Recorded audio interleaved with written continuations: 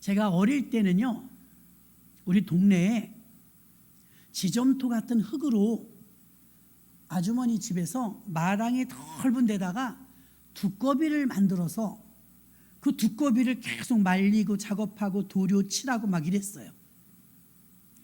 그게 뭔가 하고 보니까 작은 나라, 미개한 나라들은 그게 자기들 수호신처럼 집집마다 하나씩 두고 그거를 만드는 걸 우리 동네에서 하는 거였어요. 가내공업이죠. 그럼 싹 칠을 해놓잖아요. 진짜 살아있는 것처럼 번쩍번쩍한 게 멋있어요. 그걸 만드는 게 그 집에는 가내공업하면서 생업이었죠. 저는 뭐 모태신앙이니까 예수 믿으니까 그런 것을 관심도 없고 그게 무슨 힘이 있겠다 생각하고 명절이 다가옵니다. 명절이 다가오면 사람들이 왜 우상을 하나만 섬기는 게 아니고 이름이 많은 아데미, 또 율리우스, 바카스, 뭐 아테네에 가면 이름 모를 신까지 있다고 바울이 말했죠. 아데미는요, 여자로서의 쭈쭈가 9개가 있어요. 괴물 같죠? 그런데 그게 다 내용이 있어요. 풍요와 다산의 신. 그게 이제 아데미예요. 우리가 잘 아는 성화 봉송놀이 할 때 그 성화 불 가져오는 것이 아테네잖아요. 그게 아데미예요. 거기에 얼마나 우상을 많이 숭배하는지 아이러니한 게 세계 최고의 철학, 학문, 지식 이런 학식이 있는 자들이 모인 곳에 역사하려니까 우상단지가 우글우글한 거예요. 근데 그 지식인들이 그거 안 믿을 것 같은데 믿어요.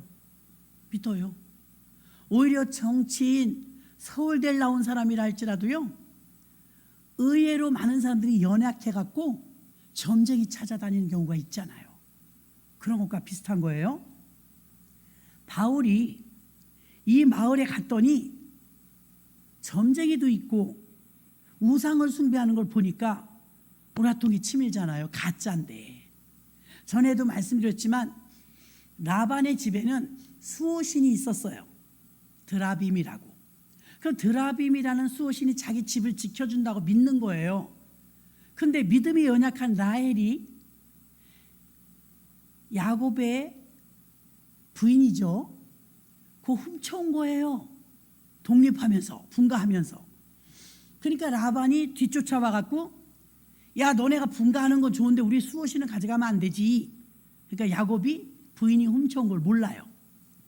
자기 옷을 찢으면서 결백하다 우리는. 그러니까 우리가 함부로 결백하다고도 못하겠더라고. 집안 식구 단속이 안 되니까. 그래서 내가 하나님 믿는 사람이 그런 걸 왜 갖고 오냐. 맞죠? 야곱의 믿음으로는 부인의 믿음이 엉터리였어요. 드라빔을 가지고 왔는데 오빠가 군사를 거느리고 쫓아온 거 보면 놀래잖아요. 라헬이. 이거 들키면 이거 보통 망신이 아니다. 만약에 들키면 이건 이제 우리 남편 이제 개망신 당한다 싶어가지고 말 안장에다 그걸 숨기고 앉아버렸어. 엉덩이에 깔고 앉아버렸다고요. 그리고 오빠가 이제 막 천막을 다 뒤지잖아요. 막 수색을 하는데 라헬이 머리가 영특해요. 오라버니 죄송해요. 제가 경수가 나가지고 지금 일어설 수가 없어요. 그러니까 여자가 치명적인 달거리가 왔다 그러니까 이거 일어나, 그래도 일어나 그러지 못하잖아요. 편의를 봐주느라고. 그래서 오빠 제가요 지금 일어설 수가 없어요. 굉장히 힘들어요. 이랬어요. 그랬더니 알았어. 근데 이미 그 우상단지는 라헬이 엉덩이에 깔고 앉은 거예요. 여러분, 그게 정말 신이라면 이미 그 당시에 고대 사회에서 여자는 위치가 낮아요. 예, 인격적인 존중을 못 받을 때예요. 그것도 남자도 아니고 여자가 엉덩이에 깔고 앉은 것이 신이라면 이미 볼장 다 본 거 아니에요? 그 무슨 신이에요? 그렇게 하등한 것이. 그렇죠? 너무 하등하잖아요. 여자가 깔고 앉았던 게 무슨 신이냐고요. 그래서 시편에도 나오는 것처럼 눈이 있어도 귀가 있어도 듣지도 보지도 못하는 우상단지를 신뢰하지 말라고 했어요. 그런데 모든 우상은 다른 종교에서 말하는 신은 사람이 만든 거예요. 모두가. 부처 하나만 생각해봐도 돌부처 누군가 만들었겠죠. 석수정이가 깎아서 만들었겠죠. 그러니까 사람이 만든 걸 신이라고 한다면 그 만든 사람이 더 위대하다, 이런 논리가 성립되는 거예요. 아멘이십니까? 사람이 더 우월하다는 거예요. 그러니까 우상은 가짜다, 진짜다? 가짜다. 자, 그러면 다른 타 종교에서, 이단 말고요, 타 종교에서 불교, 힌두교, 다른 모든 종교에서 보면요, 그 종교에서 자기들이 추종하고 있는 마호메, 석가, 공자 이런 거요. 유교는 공자 아닙니까? 그 사람들이 죽었고 무덤이 있을까요, 없을까요? 있어요. 무덤이. 그럼 사람이 성자가 되고 좀 존경받을 만한 위치에 있는 사람은 될 수 있어요. 마리아도 존경할 만하죠. 그러나 그도 사람이라 신은 아닙니다. 예수님을 보면요, 예수님의 무덤은 있지만 무덤은 비어 있어요. 그 어떤 종교의 창시자도 무덤이 다 있고 무덤 안에 시신이 다 썩어서 있어요. 세상 천지의 기독교의 예수님의 무덤만 비었고 썩은 시체도 없고 텅텅 비운 것을 여러분이 성지순례 가면 눈으로 확인할 수 있어요. 우리가 믿는 기독교 예수님은요, 죽으셨지만 다시 살아나신 부활의 종교입니다. 부활. 그래서 우린 종교라고 구태여 말할 필요는 없는 게, 기독교는 종교를 넘어서 생명입니다. 생명. 왜? 살아났으니까. 살아났으니까. 그래서 비교를 거부하고 어떤 종교, 제가 비교 종교학도 가르치거든요. 비교 종교학에서는 이건 이단을 연구하는 게 아니에요. 이단은 기독교에서 연구하는 거죠. 기독교의 곁가지들. 비교 종교는요, 천주교, 무슨 불교, 힌두교 이렇게 종교를 말하는 거예요. 파벌되어 있는 종교. 거기서 아무리 비교해봐도 가장 우월하고 가장 신뢰하며 가장 신빙성 있는 종교는 바로 기독교의 생명입니다. 살아난 종교가 없어요. 훌륭하신 분들이긴 했지만 그들은 죽었고 그들의 무덤은 있고 지금의 그들의 뼈가루까지 다 그 무덤에 있단 말이에요. 예수님만 그 무덤을 박차고 나온 것이죠. 여러분, 우리가 살다 보면 질병에 걸릴 수도 있어요. 암이 걸린다든지 시한부 인생이 된다든지 할지라도 우리가 결코 크게 두려워하지 않는 것은 생명의 주인은 하나님이시며 우리의 생명은 죽어도 사는 생명이에요. 예수님도 부활하셨기 때문에 예수님은 첫째 부활. 그 다음에 우리는 2000번째, 3000번째, 5000번째, 10,000번째 뒤에 따라붙은 부활이에요. 그래서 우리는 죽어도 살기 때문에 영생이 무슨 말이냐? 영원히 사는 생명의 준말이에요. 영생. 저와 여러분은 영생을 획득한 자들인 줄 믿습니다. 명절이 다가오면은 사단이 소견을 하고, 목사님, 집사 권사도 예외가 아닙니다. 제사를 어떻게 해야 될지 모르겠어요. 저는 예수 믿으니까 안 하고 싶은데 집안 식구들이 오면 싸우기 싫으니까 그냥 해야 될 것 같아요. 안 됩니다. 그거 부모님이 아니에요. 우리 그냥 부모님을 마음을 기리면서 그렇게 우리는 제사 지내면 우리는 우상 숭배하는 게 아니고 조상과 부모님께 절하는 거예요. No. 당신들은 속는 겁니다. 왜 속는 것이냐? 부모님이라고 생각하고 조상님이라고 생각하고 절하지만 그 자리에서 절을 받아먹는 놈은 사단입니다. 사단. 그렇게 생각하지 마세요. 이리 저를 설득해요. 그렇게 생각하는 게 아니고 사실이에요. 우리가 그걸 접대하면서 마귀를 받아들이는 순간 계속 여러분 끌려다녀야 돼요. 마귀가 그냥 두질 않아요. 요 모양 저 모양으로 갈고리를 걸어갖고요, 제사 한번 지내면 그 다음에는 뭐 해야지, 탈상해야지, 사십구제 해야지, 뭐 어째야지, 점점 갈수록 태산입니다. 아예 안 드리면 좋지만 우리 기독교에서는 한국에서만 있는 추도 예배가 있어요. 추모 예배, 추도 예배.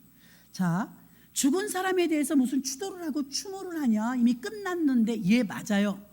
우리는 명칭은 추도라고 할지 모르고 추모라고 할지 모르지만 우리는 예배에 초점을 맞추는 거예요. 하나님 예배를 기뻐하시니까 하나님, 이 예배는 하나님께 드리는 예배입니다 하고 드리는 거죠. 그래서 저도 처음에는 결혼해갖고 몰라가지고요, 예배는 자신이 좀 잘 없잖아요, 어리니까. 근데 모태신앙이니까 제사를 드리면 안 된다는 건 알아요. 그 식구들이 오니까 음식은 준비했어요. 음식을 준비하고 주방에다가, 교자상에다가 음식을 다 차려놓고, 그리고 우리는 묵념하고 기도를 했어요. 그때 예배 인도할 엄두는 좀 안 나더라고요.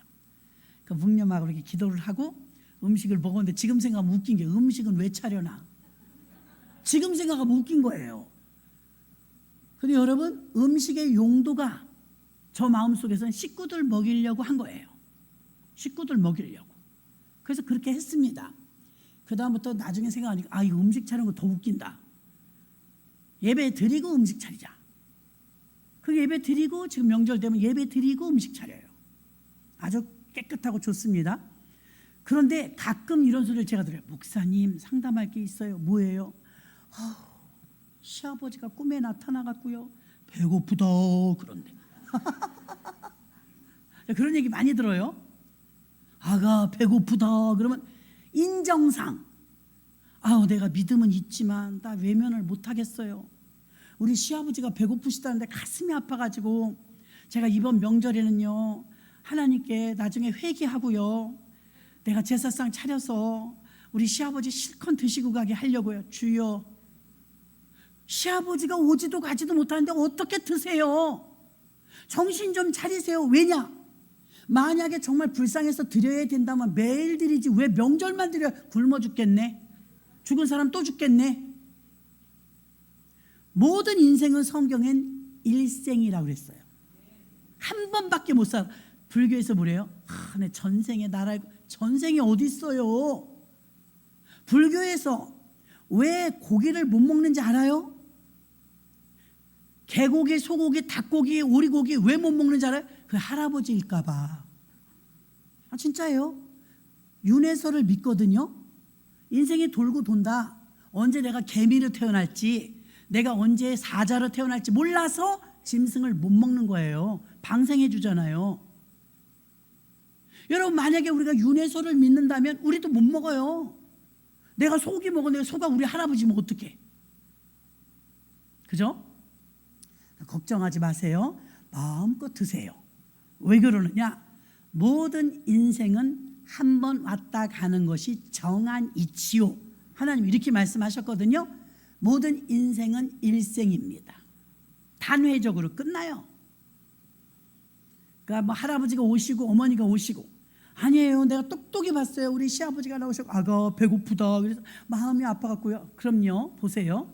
제가 전지현 씨 가면을 쓰고 등신대 딱 서 있어. 여기 전지현이야. 여기 전지현. 뒤에는 저. 사인해 드릴까요? 나 전지현 씨가 사인해 준대. 나야.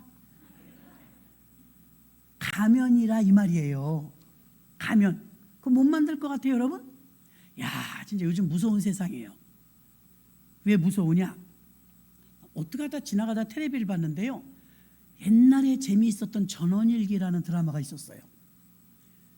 전원일기에 그 이름 뭐죠? 좀 조그맣고 왜소한 남자 있었어요. 응삼이. 일룡이 말고 응삼이. 그분이 돌아가셨잖아요. 연예인인데 돌아가셨는데 옛날 멤버들이 모인 거예요. 전원일기 팀이 그 20년도 넘은 드라마인데 최장수 드라마였다고 해요. 그 음악만 들어도 정겹죠. 그런데 응삼이가 이제 응삼이를 조금 그리워했나 봐요. 멤버들이 옛날에 그랬는데 고생만 하다 결혼도 못하고 그렇게 갔어. 근데 깜짝 쇼를 방송국에서 만든 거야. 그래갖고 거기에 이제 전원일기 팀이 다 있는데 이렇게 갑자기 영상 스크린이 딱 뜨더니 뭐들 하셔? 잘 지냈어? 깜짝 놀라서 보니까 응삼이야. 응삼이가 옛날에 찍어놓은 걸 틀어주는 게 아니고 AI 인공지능 응삼이를 부활시켜갖고 응삼이가 그때 나한테 따뜻하게 해준 거 고마워. 김수미 선배님 그때 김치 맛있었어. 옛날 얘기 막 다 자료가 있으니까. 그러니까 다 넘어가. 깜짝같이 쏘는데 우리가 쳐다보면서도 믿어지지가 않아. 쳐다보면서. 요즘 그런 세상이에요. 죽은 사람도 만들어내. 사단은 자, 이 낮에도 기계 얘기를 좀 했지만 컴퓨터에서 그것을 사이버 세상 아니면 가상 세계 이렇게 말해요 우리가요. 자, 가상은 가상일 뿐이에요. 창세기 보면 하나님은 하늘과 땅과 바다와 육지와 산천초목을 다 만드셨어요. 말씀으로 만드셔서 이게 창조물이에요. 그렇죠? 창조물. 근데 이제 가인과 아벨 시대가 오면서 죄 짓고 나서 이들이 놋 땅으로 가죠. 놋 땅. 자, 놋 땅에 가서 최초로 한 게 이제 쇠를 녹여서 뭘 만들죠? 연장을 만들고 제일 처음 만든 작품이 연장을 만들어 갖고 제일 처음 만든 게 뭐냐면 벽돌이었어요. 벽돌 아시죠? 벽돌을 만들었는데 벽돌을 만드니까 벽돌의 용도는 집을 짓는 거잖아요. 그러니까 건물을 짓는 거죠. 연장과 벽돌을 만들어서 뚱뚱뚱뚱 해갖고 건물을 이렇게 지어서 집을 지었겠죠.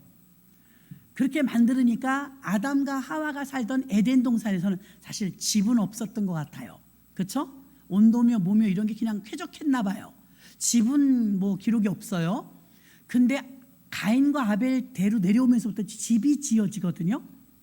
자, 그러면 하나님은 이 자연을 만드실 때 그냥 내추럴 그 자체예요. 창조물 그 자체. 그 저희가 바닷가에 가거나 산속에 깊이 들어가면 와 좋다. 아니 뭐 만들고 기교를 부린 게 아니고 그냥 자연이잖아요. 아멘. 근데 가면 힐링이 되고 좋아요 안 좋아요? 좋아요. 자, 우리도 창조물이기 때문에 창조물 근처 가면 좋은 거예요. 근데 맨하탄이라든가 송도 신도시 같은 데 가면 멋지잖아요. 얼마나 멋져요.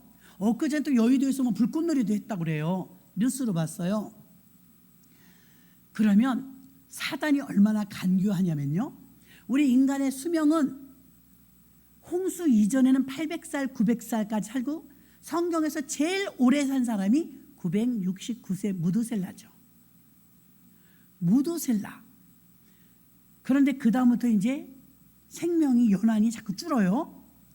그러면서 홍수 이후에는 사람의 연수가 120년이 될 것이다 하시면서 그래도 제일 오래 산 사람은 이삭이 180세까지 살았어요. 자, 모세도 120세까지 살았어요. 그러니까 120세까지는 보장된 거예요. 눈이 동그래지시네. 그래서 이 생명이 900살, 800살에 이제 이 환경상 못 살아요. 홍수 이후에는.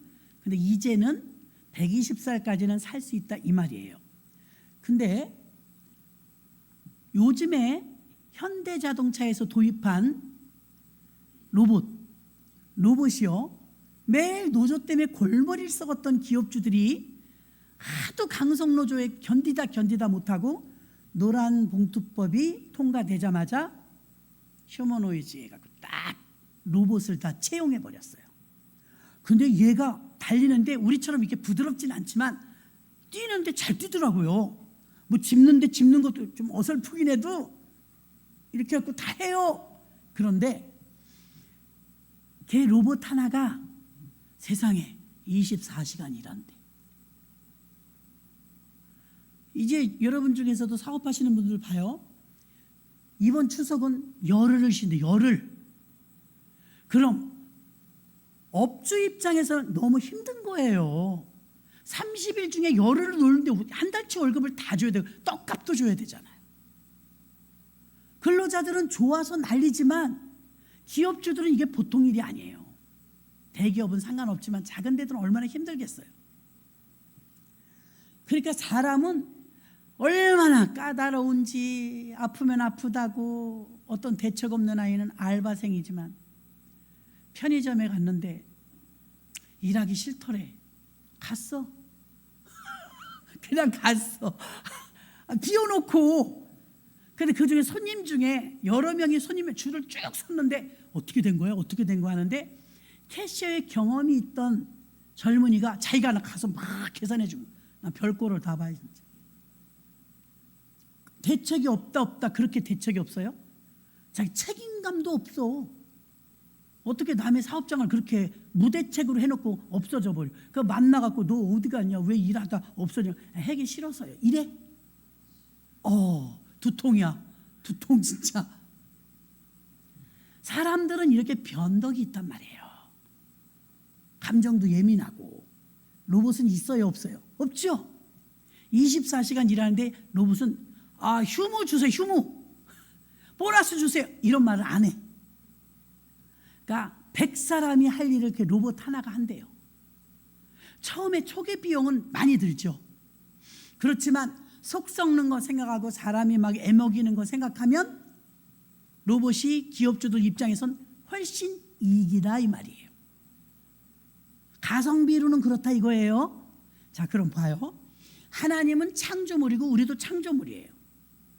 우리 성격이 뭐 삐딱삐딱해도 우리는 창조물이에요. 자유가 있고 자유의지가 있어. 시키는 대로 하는 게 아니고 자유의지가 있죠. 근데 사단이 계속 공격하는 게 뭐냐면, 하나님 보세요. 하나님이 만든 작품 내가 가려버립니다. 벽돌로 쌓아버리는 거야.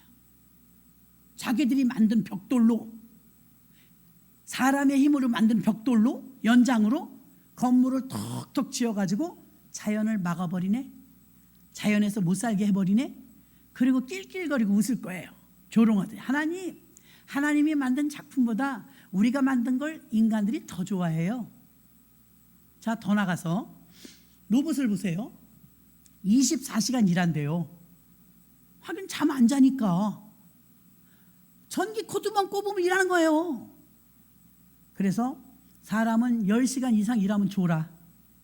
힘들어. 발발 떨려. 너무 힘들어서. 그런데 마귀는 또 조롱하는 거예요. 하나님이 만든 인간은요, 정신력도 없고요, 의지도 약하고요, 우리가 조금만 건드려서 유혹하면 다 넘어가고요, 시기 질투도 많고요. 우리가 만든 인간은, 인공지능 로봇은 삐지지도 않아요.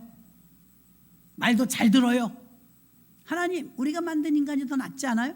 마지막으로 이제 이럽니다. 하나님이 만든 창조물 인간은 끼케야 120년 살지요? 120살까지 건강한 사람 찾기가 힘들어요. 우리가 만든 이 인공지능 AI 로봇을 보십시오. 24시간 일하고 건전지만 넣어주면, 에너지만 넣어주면 끊임없이 늙지도 않고 일합니다. 봐요, 우리가 더 우월하지요? 하나님이 만든 작품보다 우리가 만든 인간이 더 우월하지요? 이러는 거예요 지금. 그리고 사람들은 사람을 만난 집사님 반가워요. 장로님 나 요즘 힘든 일이 있어요. 무슨 일이에요? 이러고 저러고 이래 자식의 속을 새겨갖고 그럼 우리 같이 기도해요. 이게 인간이잖아요. 인간인데 사단이 말합니다. 하나님이 만든 인간들은 맨날 문제 속에 갇혀서 허우적거립니다. 연약해요. 시기하고 질투하고 넘어지고 자빠지고 믿음이 엉터리일 때가 많아요. 우리가 만든 로봇을 보십시오. 실수가 없어요. 실수가 용납이 안 돼요. 그러니까 하나님이 만든 사람보다 우리가 만든 AI 인공지능 로봇이 더 좋지요? 사람들은 우리를 더 좋아해요. 자, 자연을 찾아가거나 아니면 하나님 앞에서 기도하거나 이거 창조물들이 하는 일들입니다. 그런데 요즘은 어때요? 다 핸드폰이나 컴퓨터에서 이거 뗄래야 뗄 수 없는 문화가 되어버렸어요. 문화. 자, 문화라는 것도 제일 처음에 누가 만든? 가인의 후예들이 문화를 만들어서 최초로 보급하기 시작한 거예요. 그러니까 문화라는 탈을 쓰고 어떤 그 과학이라는 미명 아래 사단은 교묘하게 대적하는 거예요. 하나님께 대적하는 거예요. 꽃이 예뻤지만 열흘 되니까 시들어요. 이것도 다음 주는 못 쓸 거예요. 그래서 나는 좀 오래 가지만 조화를 갖다 놓으면 어떻게 될까요? 밖에 있는 거는 다음 달까지 써먹으려고요. 걔는 안 시들더라고요.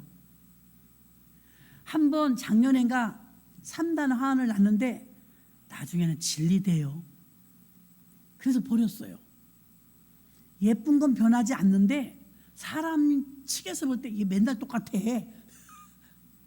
그래서 어저께 목사님 꽃이 많이 시들었어요. 아까워서요. 어쩔 수 없지 어떡해요. 세월이 지나면 시드는 거지. 이렇게 이제 보완해 놓으신 거예요. 싱싱한 거 바꿔서 여기다 꽂고 나머지 이제 빼낸 거죠. 이게 생화의 모습은 오래 못 가요.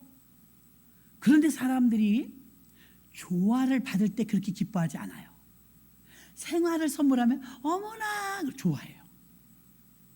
거기에 사단이 환장하는 거예요. 내가 만든 게 더 좋은데 시들지도 않는데 너네 한 번 사면 끝까지 가는데 근데 우리가 별로 외면해. 그 향이 없잖아. 향이 없잖아.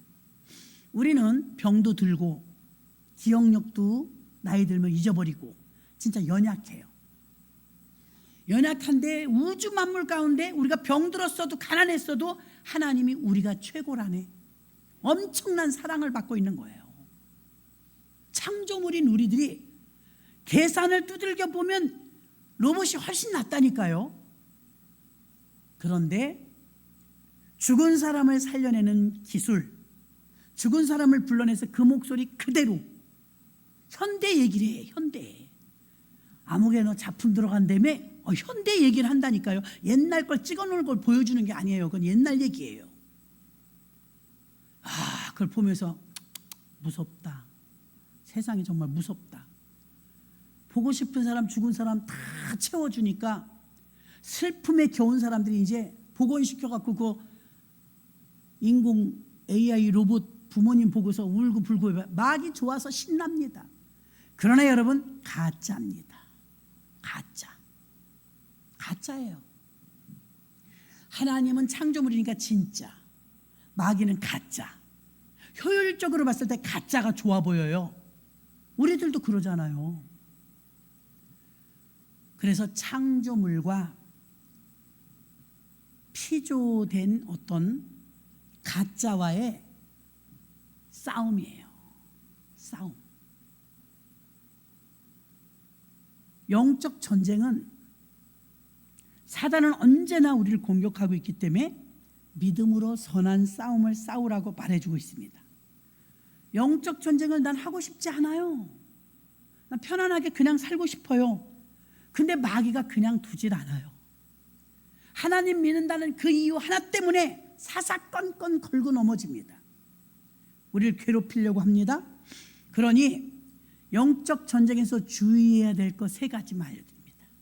3가지. 첫째는요, 어떠한 상황이 된다 할지라도 영적 전쟁 때는요, 긴장감과 깨어있으라는 거죠.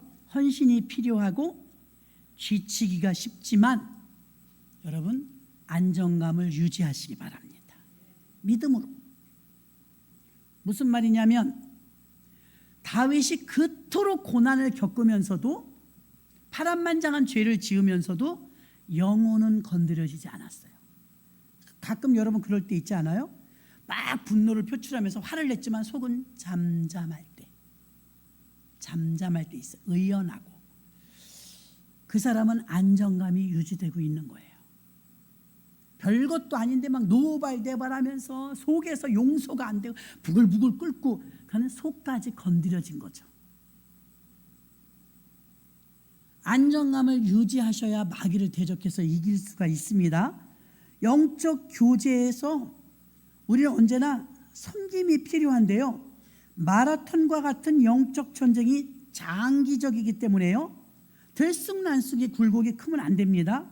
영적인 깊은 주님과의 교제 속에서 성도들과 함께 시간과 기도와 예배를 통해서 기쁨의 시간을 누리셔야 합니다. 그래서 여러분들은 안정감을 유지하셔야 되고, 또 은혜의 감격이 식어지지 않아야 돼요. 누가복음 10장 20절에 보면, 그러나 귀신들이 너희에게 항복하는 것으로 기뻐하지 말고 너희 이름이 하늘에 기록된 것으로 기뻐하라 하시니라. 아멘. 구원받은 게 기쁜 거지 귀신이 벌벌 떤 게 기쁜 게 아니라는 거예요. 지난주에 말씀드렸습니다. 진짜 은혜를 받은 사람은 빚진 자의 자세라고. 어제도 팔순 예배가 있어서 잠깐 나갔다 왔는데요, 갔다 오다가 어떤 분하고 대화를 했는데 제가 그런 얘기를 해줬어요. 권사님, 저는 탕자 얘기를 많이 하는데요, 제가 그 함정에 빠진 적이 있었어요. 저는 모태신앙이니까 언제나 탕자의 형이 나야, 설정이. 그리고 탕자는 나하고 상관없는 사람이었어요. 왜? 나는 교회 밖을 떠난 적이 없으니까.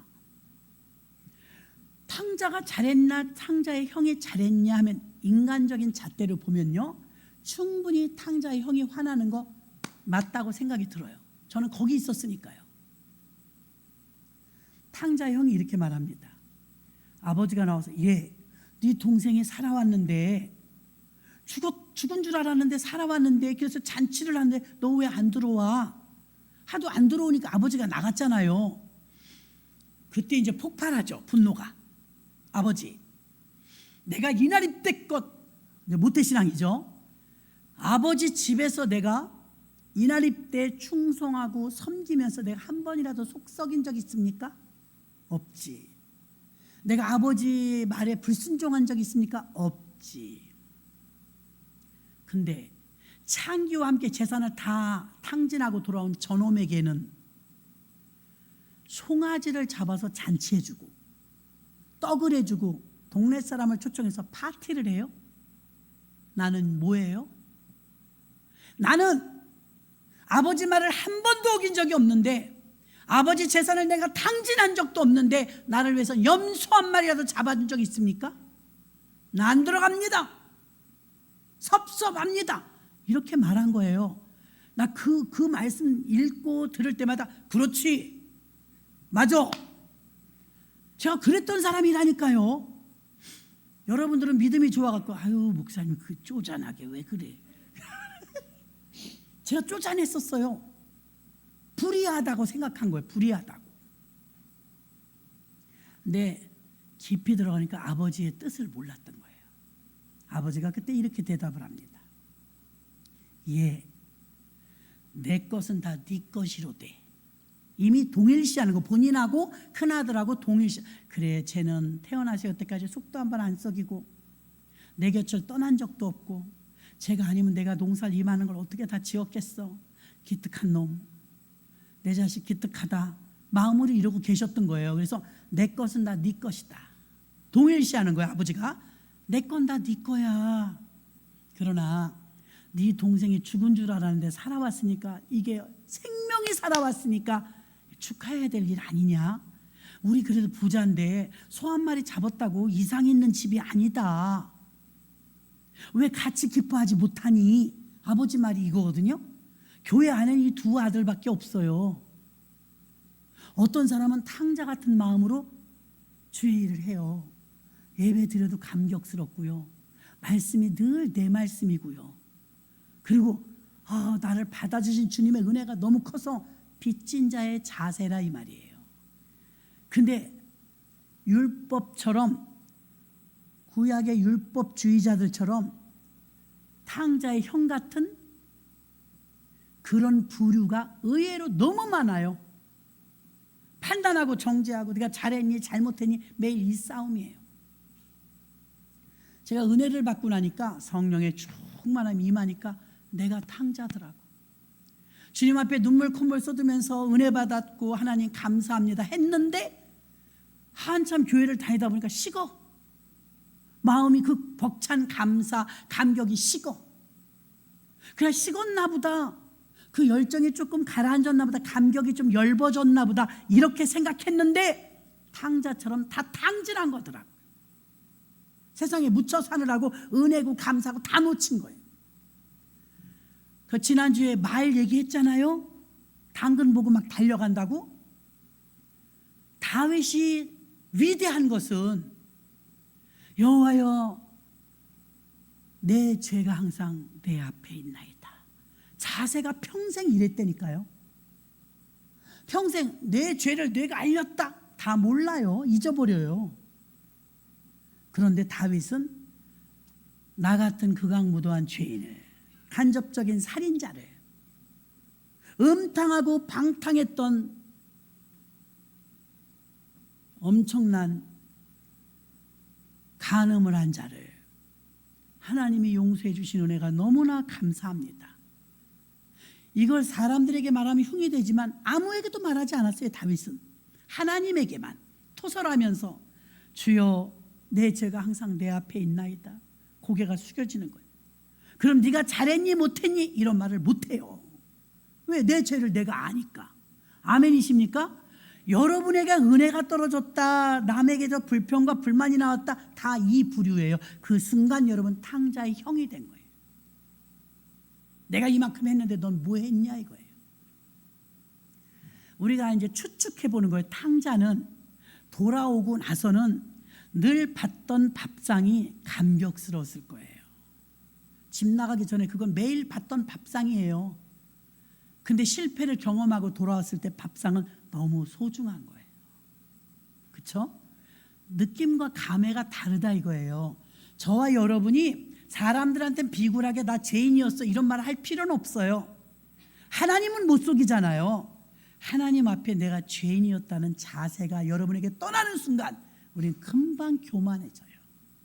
잘나지도 못했는데 잘난 줄 알고요.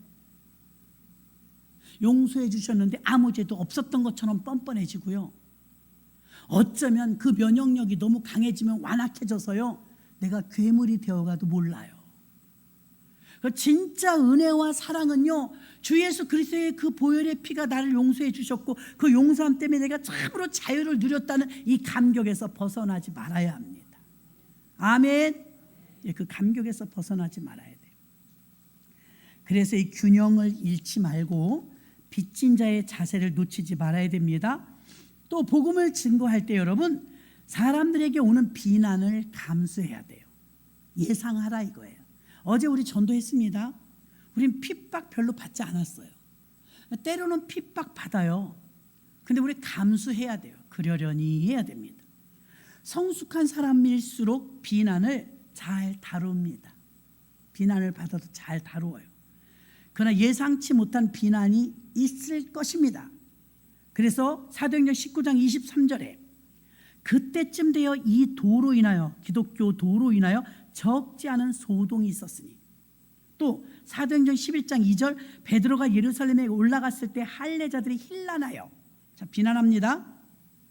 비난을 받을 때 에휴 다 아무것도 안 해야 돼. 하지도 말아야지. 아유 속 편하게 아무것도 안 해. 이 소리 저 소리 안 들어. 핍박과 비난이 왔을 때 이런 반응이 오면 미스예요. 잘못하는 거예요. 비난이 올 때 이길 수 있는 방법은요. 나의 사명에 더 클로즈업하세요. 아멘. 내 사명을 더 확대시키는 거야. 내가 저 사람들 때문에 뭐 교회 와서 봉사하나? 주님의 은혜가 감사해서 하는 거지. 아멘. 초점을 그렇게 바꾸어야 여러분이 감당이 되지. 저 사람 꼴 보기 싫어. 저 사람 때문에 나는 하기 싫어. 저 사람 때문에 안 나오고 싶어. 저 사람 때문에 난 이 일을 못하겠어. 그건 여러분 비난에 대해서 예상을 못하는 거예요. 사람은 마음에 드는 사람이 있을 때도 있고 마음에 들지 않는 사람이 있을 때도 있어요. 여러분하고 주님의 관계다 이 말입니다. 바울과 베드로는 예상을 하고 갔어요. 저기 가면, 예루살렘을 갈 때도 그러잖아요. 거기 가면 내가 살아올지 모르겠다. 이렇게까지 말했어요. 장로님들이 막 못 가게 해줘. 에베소 교회에서 목사님 못 가십니다, 못 가십니다. 예루살렘에 성난 사람들이 많아갖고 지금 바울 오기만 기다리는데 가면 거기서 막 돌 맞아 죽습니다. 스데반처럼 죽습니다. 하니까 내가 환난을 당하나 담대하라. 내가 나의 달려갈 길을 가는 데서 조금도 내 생명을 귀하게 여기지 아니하노라. 각오하고 갔잖아요. 갔는데 안 죽었어요.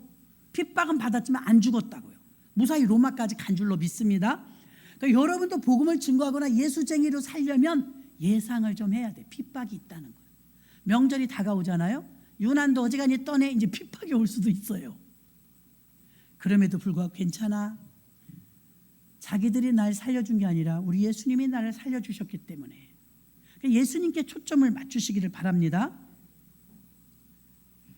삶의 불이익이 올 수도 있어요. 대가 지불이 있다 이것입니다. 초대교회 사도들과 성도들은 믿음이 훌륭했어요. 참 감사하죠. 그래서 하나님께서 경제적인 유익이 있을 때도 있지만 경제적으로 지출이 있을 때도 있다는 거예요.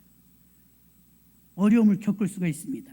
자, 오늘 19장 24절로 25절 보니까 데메드리오를 하는 은장색이, 이 사람은 우상을 만드는 사람이에요. 우상 만드는 공장 사장.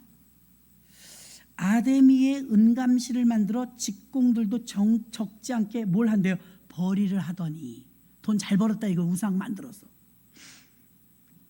25절, 그가 그 직공들과 이러한 영업하는 자들을 모아 이르되 여러분도 알거니와 우리의 유족한 생활이 이 업에 있는데, 우리가 이렇게 풍요하게 사는 게 우상을 만들어서 돈 벌어먹고 살았는데 바울이 오니까 장사가 안 돼 이 말이에요.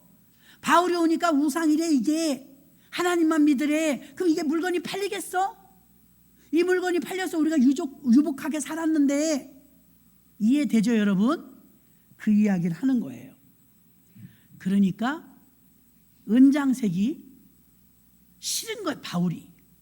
아유, 저놈만 우리 마을에서 없어지면 내가 장사 좀 해먹겠는데 저놈이 오고부터 장사가 안 돼.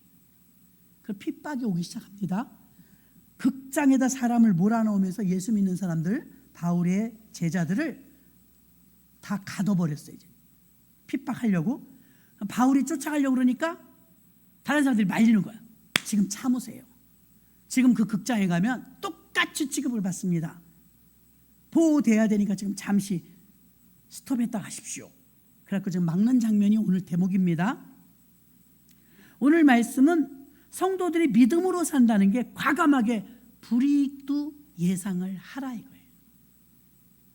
아유, 그럼 누가 교회를 다녀요? 예, 우리가 교회 다니는 건 일시적인 거, 하나님은 더 많은 것으로 갚아주십니다. 일시적인 거는 결과가 아니고 과정입니다. 과정. 결과는 잘 되게 돼 있어요. 과정에서 일시적으로 내가 손해보는 것 같은 그걸 감수해라 이 말입니다. 여러분, 은혜 받으면 헌금하잖아요. 헌금하면 내 돈이 없어지잖아요. 일시적으로는 손해보는 것 같잖아요. 근데 하나님은 심었기 때문에 반드시 갚아주십니다. 반드시. 일시적인 거예요. 자, 19장 26절 27절. 에베소뿐 아니라 아시아 전부를 통해서 허다한 사람을 권유하여 사람이 손으로 만든 건 신이 아니라 하니, 이거 봐요. 똑같은 말이잖아요.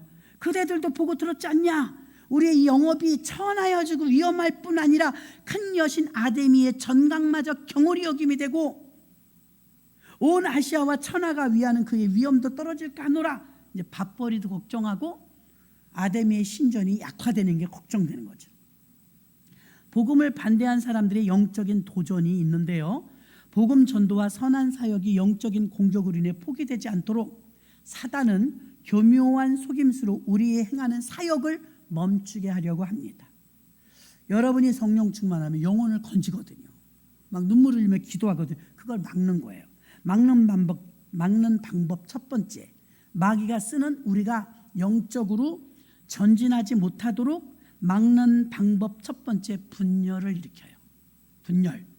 마음이 갈라져 다툼과 분쟁, 서로 미워하는 사람이 있게 만들고 마음에 안 드는 사람이 있게 만들어서 에이 귀찮아 안 해버려 이렇게 만드는 게 마귀의 전략이에요. 여러분 중에 혹시라도 아유 안 할래 그냥 저 사람 꼴보기 싫어 이런 일이 있으면 여러분 속지 마시기를 바랍니다. 야고보서 3장 16절 시기와 다툼이 있는 곳에는 요란과 모든 악한 일이 있습니다. 괜히 그 사람이 싫은 게 아니라 내가 믿음이 약하니까 마귀가 그거를 낚싯바늘처럼 거는 거예요. 걸린 거죠. 약하니까. 그 주기도문 할 때 시험에 들게 하지 마옵시고 제대로 하란 말이에요. 주기도문을.